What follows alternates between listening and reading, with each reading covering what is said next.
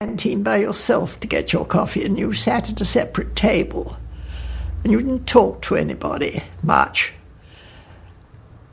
Suddenly it was real. For the first time it was real, and somebody was dying out there. I believe it does happen in prisons. They used to happen, that the prisoners used to go berserk on execution days. Karl Richter, like 15 other German spies caught in Britain during the Second World War, was sentenced to death.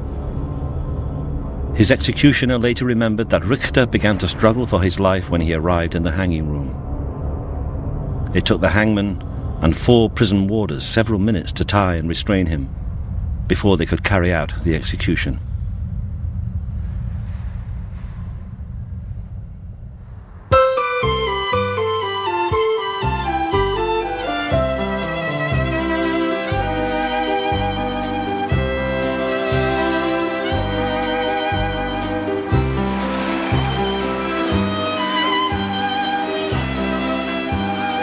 As the war progressed, the German Abwehr in France took on increasing responsibility for running agents in Britain.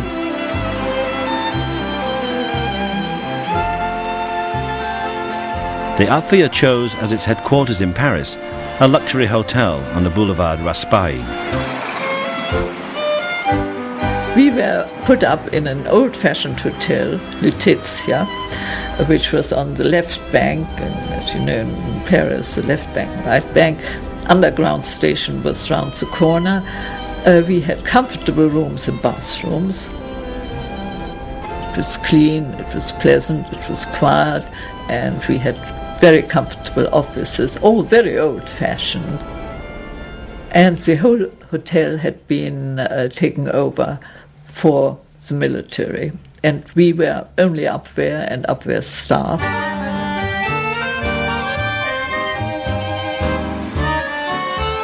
You see, the social life was fascinating.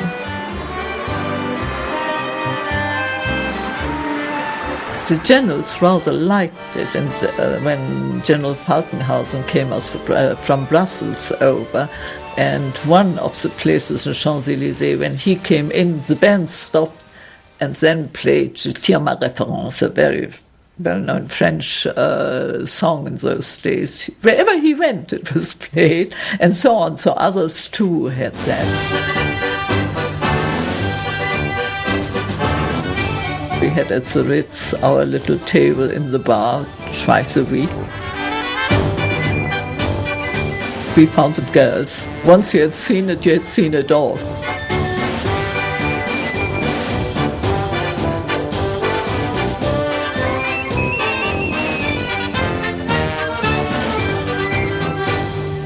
The Abwehr was a doubtfully effective service.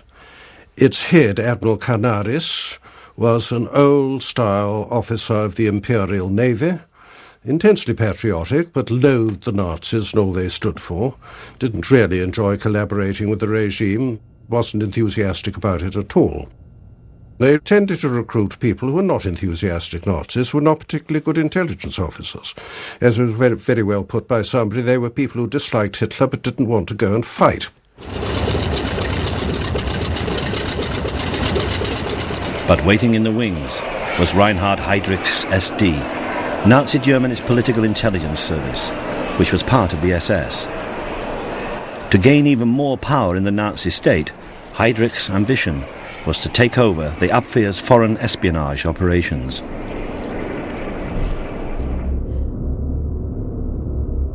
Canaris was keenly aware that Heydrich was encroaching on his territory. One way that Canaris could prove his worth to Hitler was to send more agents into Britain. An opportunity arose when the Abwehr arrested the members of an Allied intelligence network in France, Interali, including its leader, a Polish airman stranded in Paris. Roman Cherniavsky is remembered by the British under the name of Valenti, alias Brutus. While languishing in a Gestapo prison, Brutus agreed to go to Britain to spy for the Abwehr, in return for the lives of his family and fellow resistance fighters. To preserve his cover, the Abwehr staged Brutus's escape to England.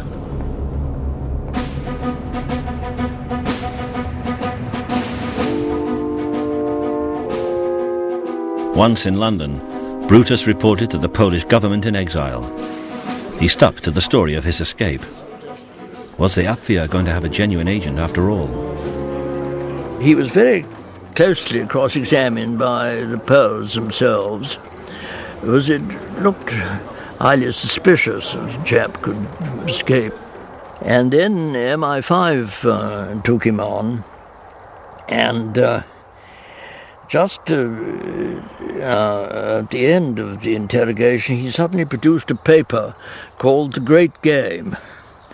And he explained how, in fact, the Germans had approached him to become an agent of theirs, and he had agreed, intending all the time to offer his services to the British and to operate, to be a double agent.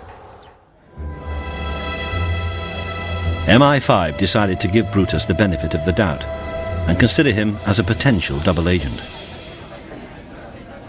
As his cover, he started to work for the Polish General Staff, which was based at the Hotel Rubens near Victoria. But newly released documents reveal MI5's continuing suspicion of Brutus.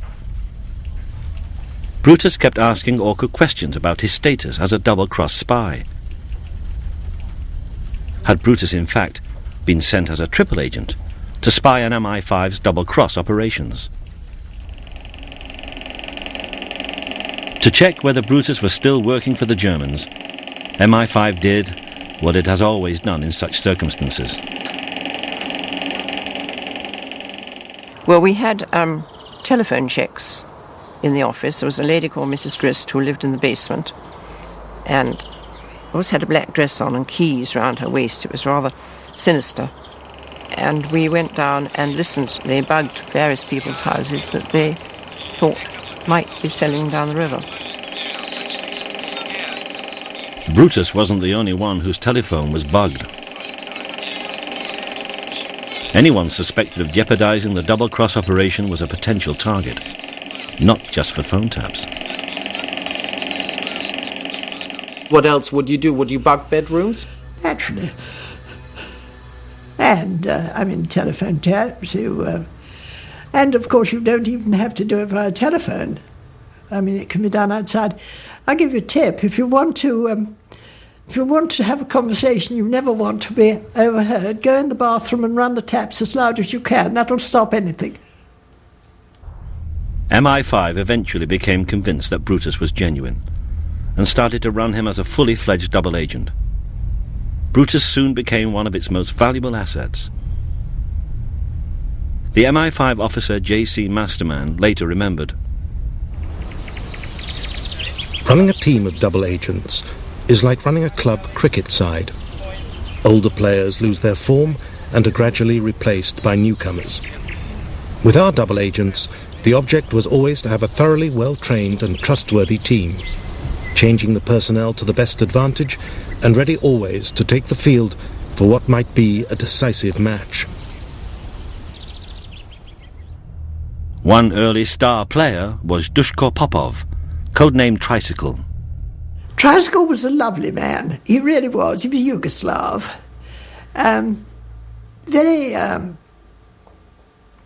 Very much a member of the aristocracy. He became very much, I should say, the pet of the office. Everybody loved him and everybody liked him. They called him Tricycle, I believe, because he liked three in a bed, but I wouldn't like to go any further into that. That's only gossip. But the Tricycle case was not without complications. 4 years into the war, he was summoned to neutral Portugal to meet his old friend and Abwehr controller, Johann Jebsen. It emerged during the meeting that Jebsen knew of Tricycle's duplicity. This created a new dimension to the game. Could one go on running him as a double